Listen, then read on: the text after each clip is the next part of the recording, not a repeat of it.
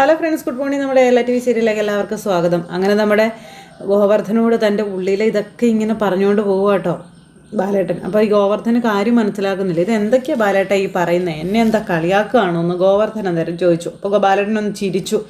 എടാ, ഈ ദാമ്പത്യ ബന്ധത്തിൻ്റെ അച്ചുതണ്ടെന്ന് പറയുന്നൊരു സാധനം എന്താണെന്ന് എനിക്കറിയാവോ എന്ന് ചോദിച്ചു. ഇങ്ങനെ നോക്കിയിരിക്കുക. അപ്പോൾ ആ ഒരു ട്രസ്റ്റ്, പരസ്പര വിശ്വാസം എന്നുള്ളതാണ് എന്ന് അദ്ദേഹം പറയണു. അതങ്ങ് നഷ്ടപ്പെട്ടു പോയ ദാമ്പത്യ ജീവിതത്തിൽ നിന്നും അതങ്ങ് നഷ്ടപ്പെട്ടു പോയ പിന്നെ അത് നിലത്ത് വീണ് പൊട്ടിപ്പോയൊരു ഗ്ലാസ് കണക്കെയാണെന്ന കാര്യം അദ്ദേഹം പറയുവാണ്. ഇതൊക്കെ കേട്ട ഒന്നും മനസ്സിലാകാതിരിക്കുക ഗോവർദ്ധൻ. ഏത് പശ ചൊട്ടിച്ചാലും ആ ഒരു പാട് മാഞ്ഞു പോയില്ല.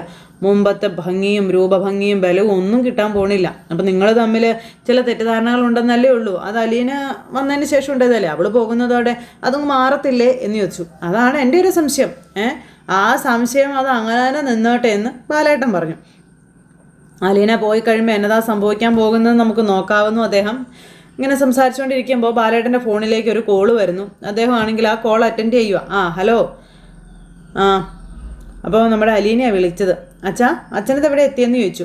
അപ്പോൾ ദേ ഒരിടത്തും എത്തിയിട്ടില്ല, ഇനി കുറേ ദൂരം കൂടി പോകാനുണ്ടെന്ന് ചോദിച്ചപ്പം തുടങ്ങിയതല്ലേ ഉള്ളൂ, ദൂരം മുഴുവനും ബാക്കി കിടക്കുകയല്ലേ എന്ന് ചോദിച്ചു ബാലേട്ടൻ. അന്നേരം ഞങ്ങൾ ഉടനെ പോകാൻ ഇറങ്ങുക എറണാകുളത്തോട്ടെ. അപ്പം വൈകിക്കണ്ട, ബസ്സിൽ കയറി പോകാനുള്ളതല്ലേ എന്ന് ചോദിച്ചപ്പം ഞങ്ങൾ ആ കാറിന് പോയാലോ എന്ന് ആലോചിക്കുക. ഗോവർദ്ധനങ്ങൾ കൊണ്ട് നടക്കുന്ന ആ കാറല്ലേ അത്. അപ്പോൾ ആര് ഡ്രൈവ് ചെയ്യുമെന്നാ? അപ്പോൾ രോഹിത് ഡ്രൈവ് ചെയ്യുമല്ലോ, അവന് ലൈസൻസ് ഉള്ളതല്ലേ? അല്ല, അവൻ അങ്ങനെ ദൂരയാത്രയൊന്നും ഡ്രൈവ് ചെയ്ത് പോയിട്ടില്ല. ഇതിപ്പം ഞാനുണ്ടല്ലോ കൂടെ സൂക്ഷിച്ച് ഡ്രൈവ് ചെയ്യിച്ചോളാം എന്ന് പറഞ്ഞു. അപ്പം നിനക്ക് കോൺഫിഡൻസ് ഉണ്ടോ അവൻ്റെ കാര്യത്തിൽ? ഞങ്ങൾ കൊല്ലപ്പള്ളിക്ക് പോയപ്പോൾ രോഹിത് അല്ലേ ഓടിച്ചത്, നല്ല ശ്രദ്ധിച്ച് തന്നെ അവൻ ഓടിച്ചേ. ശരി ശരി എന്നും പറഞ്ഞ് അങ്ങനെ ഫോൺ കട്ട് ചെയ്യുകയും ചെയ്തു. ഫോൺ കട്ട് ചെയ്ത് കഴിഞ്ഞപ്പം അങ്ങനത്തെ ഭയങ്കര സന്തോഷമായി. അപ്പോൾ അവന് വണ്ടി ശരിക്കും ഓടിക്കാൻ അറിയാവോ ഗോവർദ്ധനെ എന്ന് ചോദിക്കുമ്പോൾ അവനറിയാം എന്ന് ഗോവർദ്ധൻ പറഞ്ഞു കേട്ടോ. എന്നാലും ബാലേട്ടൻ്റെ ഉള്ളിലൊരു ഒരു ടെൻഷൻ, അദ്ദേഹം ഇങ്ങനെ ആകെ ഒരു ഇത് കയറി അങ്ങനെ ഇരിക്കുകയാണ്. ഇത് കഴിഞ്ഞതിന് ശേഷം അവരെല്ലാവരും പോകാനായിട്ട് റെഡിയായി ഇറങ്ങി.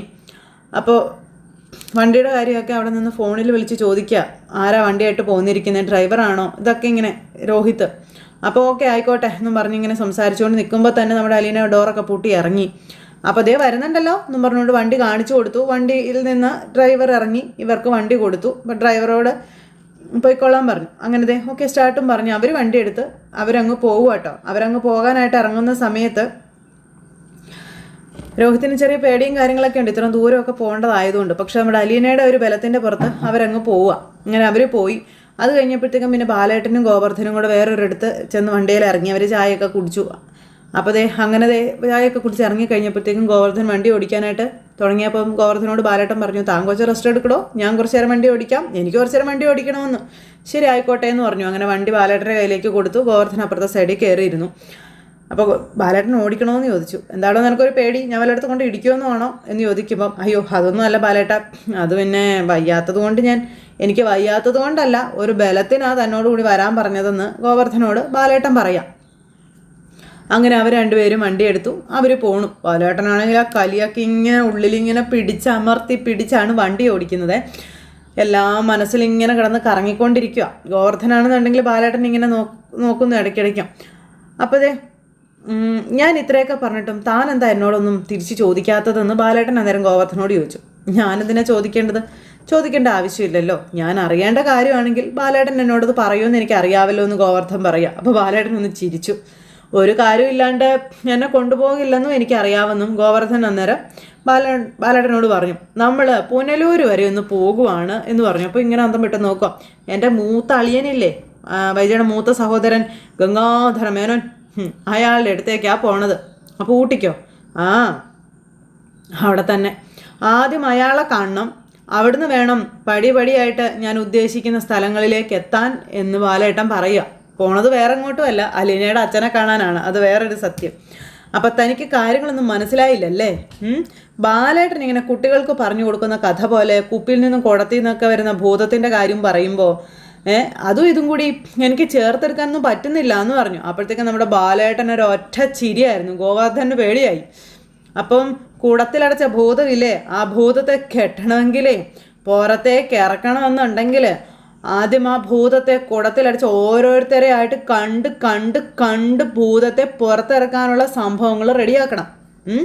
അതാ വേണ്ടത്. അപ്പം ഈ ഗോവർദ്ധൻ ഇങ്ങനെ പേടിയോടുകൂടി ഇങ്ങനെ നോക്കിയിരിക്കാം. അതിനുള്ള താക്കോൽ സൂക്ഷിപ്പുകാരനിൽ ഒരാൾ retired lieutenant colonel Gangadhara Menon എന്ന് പറയുമ്പോഴും ഗോവർദ്ധനൊന്നും മനസ്സിലാവുന്നില്ല. തന്നെ ഈ പറയുന്നതെന്ന് ആലോചിച്ച് ഇങ്ങനെ ഇരിക്കും അവിടെ. കഴിഞ്ഞ 23.5 വർഷക്കാലമായിട്ട് പുള്ളിയെ അതിനകത്ത് കയറി അങ്ങ് ഒളിച്ചിരിക്കുവാണെന്നൊക്കെ പറഞ്ഞ് അങ്ങനെ പറയുന്നു. അപ്പോൾ അതെല്ലാം കേട്ടപ്പോൾ ഗോവർദ്ധൻ ഇങ്ങനെ അന്തം വിട്ടിരിക്കും കേട്ടോ. സമയമായി, ഇനി മതി, അല്ലേ അല്ലേ ഗോവർദ്ധ എന്നൊക്കെ ചോദിച്ചുകൊണ്ട് ഇങ്ങനെ എന്തൊക്കെയോ ഒരു വർത്താനമൊക്കെ പറഞ്ഞിരിക്കാം. ഇനിയും പൂട്ടിയിട്ടാൽ അത് ശരിയാവില്ല, തുറന്നു വിടണം, അതാണ് നല്ലത് എന്നൊക്കെ ബാലേട്ടൻ ഇങ്ങനെ പറയാം. ഞാൻ പറഞ്ഞത് ശരിയല്ലേ എന്ന് ചോദിച്ചപ്പം തലയാട്ടുമാണ് ഗോവർദ്ധൻ. എന്ന് പറഞ്ഞാൽ നമ്മുടെ ബാലേട്ടൻ ചിരിക്കാനും തുടങ്ങി. ഇതോടുകൂടിക്കൊണ്ടാണ് തന്നെ ഞാൻ വിളിച്ചത്. ഞാൻ പറയുന്നതെല്ലാം കേട്ട് തലയാട്ടി താൻ സമ്മതിച്ച് തന്നോളുമല്ലോ, അതുകൊണ്ട്. ഗോവർദ്ധൻ അന്നേരം ചിരിക്കുന്നു. ബാലേട്ടൻ വണ്ടി ഓടിക്കുന്നു. അങ്ങനെ അവർ പോകുന്നു. ഈ സമയം പിന്നെ ഇവിടെ പിള്ളേർ പോയി ഒരു കടയിൽ ചെന്ന് എന്തൊക്കെയോ വാങ്ങിച്ചൊക്കെ കഴിച്ചുകൊണ്ടിരിക്കുക.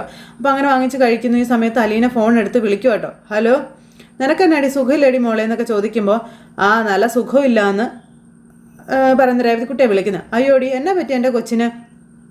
ഞാൻ ഗ്രേസമ്മാൻ്റെ വിളിച്ചപ്പം ആൻറ്റി പോലും ഒന്നും പറഞ്ഞില്ലല്ലോ എന്ന് അലീന. അപ്പോൾ ആൻറ്റിയെ വിളിച്ചാൽ എങ്ങനെയാണ് എൻ്റെ കാര്യം അറിയുന്നതെന്ന് രേവതിക്കുട്ടി. ഞാൻ നിന്നെ വിളിച്ച് ചോദിക്കണമായിരുന്നല്ലേ മോളെ, നിനക്ക് വല്ല അസുഖം ഉണ്ടോയെന്ന്? അങ്ങനല്ലായിരുന്നു വേണ്ടത്. ഈ ഗ്രേസമ്മാൻ്റെയൊക്കെ എന്നോ ഉണ്ടായതെന്ന് അലീന ചോദിക്കുമ്പം നീ ഉണ്ടായി കഴിഞ്ഞാണ് എന്തായാലും ഗ്രേസമ്മാൻ്റെ ഉണ്ടായത്, അതിലെനിക്ക് ഒരു സംശയമില്ല എന്ന് അലീന രേവതിക്കുട്ടിയോട് പറയുമ്പം അതറിയാമായിരുന്നല്ലോ, എന്നിട്ടാണോ എന്നെ വിളിക്കാതെ ഗ്രേസമ്മാൻ്റെയെ വിളിക്കാൻ പോയതെന്നൊക്കെ രേവതിക്കുട്ടി ചോദിച്ചപ്പം അത് ഞാൻ വേറൊരു കാര്യത്തിന് വേണ്ടി വിളിച്ചതാണെന്ന് പറഞ്ഞപ്പം പിന്നെ വേറൊരു കാര്യം ഞാൻ അറിയാതെ ഒരു കാര്യവും ഇവിടെ നടക്കത്തില്ല എന്ന് രേവതിക്കുട്ടി. അത് പിന്നെ എനിക്കറിഞ്ഞൂടെ? നീ അവിടുത്തെ പ്രധാനമന്ത്രിയാണെന്നും നീ അറിയാതെ അവിടെ ഒരു ഈച്ച പോലും പറക്കത്തില്ല എന്ന്. അപ്പം നമ്മുടെ രേവതിക്കുട്ടി, അപ്പം എന്നാ ചെയ്യണ്ടേ? എന്നെ വിളിച്ച് ചോദിക്കണമായിരുന്നു, ഞങ്ങൾ അങ്ങോട്ട് വന്നോട്ടെ, എന്തെങ്കിലും അസൗകര്യം ഉണ്ടോ എന്ന്. അത് ചോദിക്കാൻ വേണ്ടിയല്ലേ ഞാനിപ്പോൾ വിളിച്ചത്. അതെല്ലാം ഞാൻ ചോദിച്ചിരിക്കുന്നു. അപ്പം ഇനി നടക്കത്തില്ല ടൈം പാസറെ എന്ന് വെച്ചാൽ സമയം കഴിഞ്ഞു പോയിന്ന്, അല്ലാതെ ചത്തുപോയെന്നല്ല കേട്ടോ എന്ന് രേവതിക്കുട്ടി പറയുമ്പോൾ നീ ഏത് കോളേജിലാണ് പഠിക്കുന്നതെന്ന് അലീന ചോദിച്ചു. അപ്പോൾ വേണ്ട എന്നോട് മുട്ടിക്കൂടാനൊന്നും നോക്കണ്ട, ഞാൻ ഒരു കാര്യത്തിലും സഹകരിക്കത്തില്ല, മിണ്ട പോലും വരത്തില്ല, എല്ലാം ഗ്രേസമ്മയോട് ആലോചിച്ചാൽ മതി എന്ന് രേവതിക്കുട്ടി അലീനയോട് പറയുമ്പം എന്നാൽ പിന്നെ അങ്ങനെ തന്നെ ആവട്ടെ മോളെ, നമുക്ക് നേരിട്ട് ഏറ്റുമുട്ടാവുന്ന അലീന. ഇങ്ങോട്ട് വായോ എന്നും പറഞ്ഞുകൊണ്ട് രേവതിക്കുട്ടി. അത് കഴിഞ്ഞപ്പോൾ ഇവർ കടയിൽ നിന്ന് ഇറങ്ങി. എന്നാ പറ്റി, ആരാ വിളിച്ചേ? അപ്പോൾ രേവതിക്കുട്ടിയാണെന്ന് പറയും. രേവതിക്കുട്ടി പിണക്കത്തിലാണോന്ന് കൃഷ്ണമോള് അലീനയോട് ചോദിക്കുമ്പം നമ്മളങ്ങോട്ട് ചെല്ലട്ടെ എന്ന് ചോദിക്കാൻ ഞാൻ ഗ്രേസമ്മാൻ്റെയെ വിളിച്ചത്, അത് അവൾക്ക് കെറുവായെന്ന് അലീന. ഗ്രേസമ്മാൻ്റെയോടല്ലായിരുന്നു നമ്മളത് ചോദിക്കേണ്ടിയിരുന്നത്. അതൊക്കെ ശരിയായ കാര്യം തന്നെയാണ്, പക്ഷേ അതൊക്കെ മേലെയാണ് അവളുടെ സ്ഥാനം. നമുക്ക് അങ്ങോട്ടേ ഒന്ന് ശരിയാക്കി കൊടുക്കാന്നേ. മതി എല്ലാവരും കാറിലോട്ട് കയറാൻ പറഞ്ഞു. അങ്ങനെ അവർ കാറിൽ കയറി അവരും പോവുകയാണ്.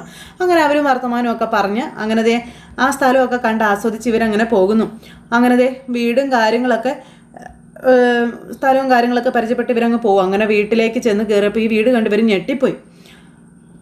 അപ്പോൾ ഇതാണോ രേവതിക്കുട്ടിയുടെ വീട്? അവിടെ എന്തെങ്കിലും പ്രശ്നം കാണുമോ?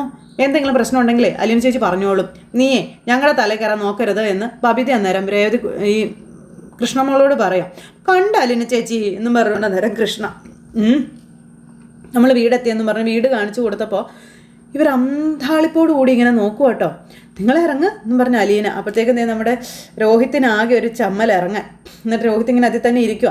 അപ്പോൾ അലീന ആണെങ്കിൽ ചെന്ന് ഡോറിൽ ആ ഒരു ഗ്ലാസ്സിൽ കൊട്ടി. അപ്പോൾ ഡോറ് ആ ഗ്ലാസ് ഇങ്ങനെ തുറന്നു രോഹിത്. അപ്പോൾ എന്നാ ഇറങ്ങാത്തെ, നിനക്ക് എന്നാ ഒരു മടി പോലെ എന്ന് അലീന ഇങ്ങനെ രോഹിത്തിനോട് ചോദിക്കുമ്പം അത് പിന്നെ ഞാൻ ഇറങ്ങുക, ഇപ്പം ഇറങ്ങാം എന്ന് പറഞ്ഞിട്ട് ഇവർ നിൽക്കുക. അപ്പോഴത്തേക്കും അവർ രണ്ടുപേരും പിള്ളേർ വന്നല്ലോ എന്ന് പറഞ്ഞ് ഇറങ്ങി ചെല്ലുന്നു കേട്ടോ. അപ്പോൾ രോഹിത്തിന് ഭയങ്കര ഒരു ടെൻഷൻ. നീ എന്താ ഇങ്ങനെ ഇരിക്കുന്നത്, നീ ഇറങ്ങാൻ പറഞ്ഞു അലീന. അത് ഒരു വല്ലായ്മ പോലെ. രോഹിത്തെ, അല്ല ഞാൻ ഇറങ്ങുക, ഒന്ന് പ്രിപ്പയർ ആയതാ. ഇവിടെ ആരും നിന്നെ മോശക്കാരനായിട്ട് കാണുമോ, കേസിൻ്റെ പേരിൽ വിധിക്കുകയോ ഒന്നും ചെയ്യത്തില്ല. നീ എന്താ ഇങ്ങനെ, നീ കുറ്റക്കാരനല്ല എന്ന് അവർക്കൊക്കെ അറിയാം. അതുകൊണ്ട് ആ ഒരു ചിന്ത മാറ്റി വെച്ചിട്ട് ഇറങ്ങാൻ പറഞ്ഞു അലീന. അപ്പോഴും രോഹിത്തിനൊരു ചമ്മലൊരിതുപോലെ. എന്നിട്ട് അലീന അങ്ങ് പോയി. അപ്പോഴത്തേക്കും രോഹിത്ത് ഇങ്ങനെ ഗ്ലാസ് കയറ്റി. അപ്പോഴത്തേക്കും നമ്മുടെ കൃഷ്ണൻ എന്ന് ഡോർ തുറന്നെങ്കിൽ ഇറങ്ങാൻ പറഞ്ഞു. ഞാൻ വരുവാടി. ആയിക്കോട്ടെ എന്നും പറഞ്ഞുകൊണ്ട് നമ്മുടെ കൃഷ്ണമോൾ ഇങ്ങനെ നിൽക്കുന്നു. അപ്പോഴത്തേക്ക് രോഹിത്ത് ഇങ്ങനെ ഇറങ്ങി. അപ്പോൾ അലീനയുടെ അടുത്തേക്ക് ഗ്രേസമ്മാൻ്റെ ഓടി വന്നിട്ട് പറഞ്ഞു, ഇവിടെ ഒരാളെ പിണങ്ങി നിൽക്കി വന്നു. അപ്പം അകത്തുണ്ട്, മിക്കവാറും അടുക്കളയിലോ ഡൈനിങ്ങിലോ കാണുമെന്നും പറഞ്ഞിരിക്കുന്നു. അപ്പം എന്തിൻ്റെ പിണക്കമാണെന്ന് ചോദിച്ചു. എത്ര നേരമായിട്ട് സിറ്റ് ഔട്ടിലൂടെ വെറുകി നടക്കുന്നത് പോലെ നടക്കാമെന്ന് അറിയോ നിങ്ങളുടെ വരവും നോക്കിയിട്ട്? അപ്പോൾ ദേ അലീന അതാണോ, അതൊക്കെ ഞാൻ ശരിയാക്കിക്കോളാവെന്ന് പറഞ്ഞ് അകത്തേക്ക് കയറിപ്പോന്നു. അങ്ങനെ എൽസമാൻറ്റി ഇതെന്ന് പറഞ്ഞ് ഓരോരുത്തരെ പരിചയപ്പെടുത്തി നോക്കുമ്പോൾ നിങ്ങളെ പരിചയപ്പെടാനൊക്കെ സമയമുണ്ടല്ലോ, നിങ്ങൾ തന്നെ പിള്ളേരെ ഇങ്ങനെ നിൽക്കുന്നത്, അകത്തേക്ക് കയറി വാ എന്ന് പറഞ്ഞിങ്ങനെ. അപ്പം ഞാൻ രേവതിക്കുട്ടിയെ കാണട്ടെ എന്ന് പറഞ്ഞുകൊണ്ട് അലീനെ ഓടി അങ്ങോട്ട് കയറി പോവാം. അപ്പം ഞാൻ രേവതിക്കുട്ടിയെ കണ്ടിട്ട് വരാട്ടോ എന്നും പറഞ്ഞു. അപ്പോൾ ഇവർ അവിടെ തന്നെ നിൽക്കുക. ദേ ഇങ്ങോട്ട് വാ, കയറി വാ എന്ന് പറഞ്ഞു. ഇതെന്താണോ നീ അവിടെ നിന്ന് കളഞ്ഞ വാടാ എന്നും പറഞ്ഞുകൊണ്ട് നമ്മുടെ രോഹിത്തിനെയും കൈ പിടിച്ച് മാമച്ചായം കൊണ്ടുപോയപ്പോഴത്തേക്ക് അലീനെ കയറി ചെല്ലുന്നത് കണ്ട് പിണങ്ങി രേവതിക്കുട്ടി ഇങ്ങനെ നിൽക്കുക. ഇവിടെ ഒരു രേവതിക്കുട്ടി ഉണ്ടായിരുന്നല്ലോ, എവിടെ പോയി എന്നും ചോദിച്ചുകൊണ്ട് അലീനെ ചെന്നു. അപ്പോൾ രേവതിക്കുട്ടി ഇങ്ങനെ അവിടെ ഇതേലും ഇങ്ങനത്തെ താങ്ങി നിൽക്കുക കേട്ടോ. ആഹാ ഇവിടെ പാത്ത് നിൽക്കുമായിരുന്നോ എടി, അപ്പോൾ വലിയ സ്നേഹമൊന്നും വേണ്ട, എനിക്ക് മനസ്സിലായി എന്ന് പറഞ്ഞു രേവതിക്കുട്ടി. അപ്പം എന്തു മനസ്സിലായെന്ന്? എന്നോട് പണ്ടത്തെ പോലൊന്നും ഇല്ലാന്ന്.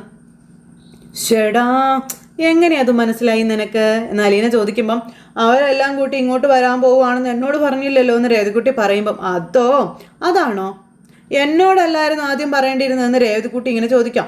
എന്നാ കാര്യമുണ്ടെങ്കിലും എൻ്റെ അടുത്തല്ലേ ആദ്യം പറയുന്നത്, ഇതിപ്പം എന്നും പറഞ്ഞുകൊണ്ട് ഇങ്ങനെ പിണങ്ങി നിൽക്കുമ്പം എടി മോളെ പറയുന്നത് നീ ഒന്ന് കേൾക്കുക, ഇങ്ങോട്ട് വരണമെങ്കിൽ ആദ്യം ആരുടെ സമ്മതം വേണ്ട? അപ്പം എൻ്റെ സമ്മതം കുന്തം.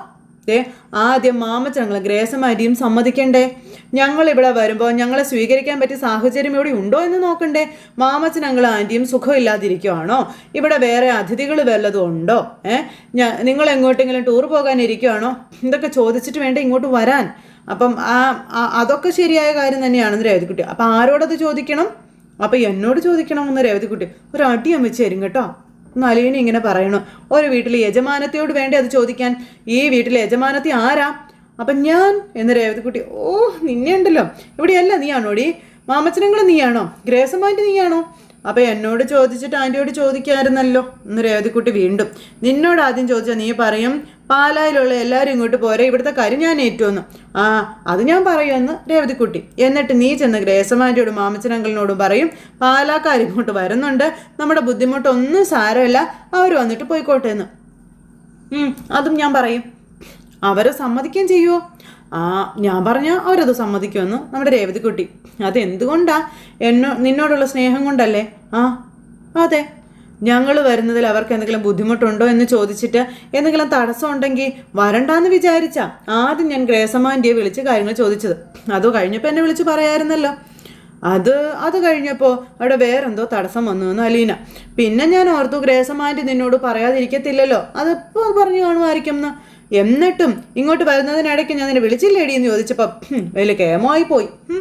ഒരുപാട് കൊഞ്ചല്ലേ പെണ്ണെ, അങ്ങോട്ട് വന്നേ എന്ന് പറഞ്ഞ അലീന. എൻ്റെ കൂടപ്പിറപ്പുകളാണ് വന്നേക്കുന്നതെന്ന് പറഞ്ഞപ്പം ഈ കൂടപ്പിറപ്പൊക്കെ എന്നാ ഉണ്ടായേ?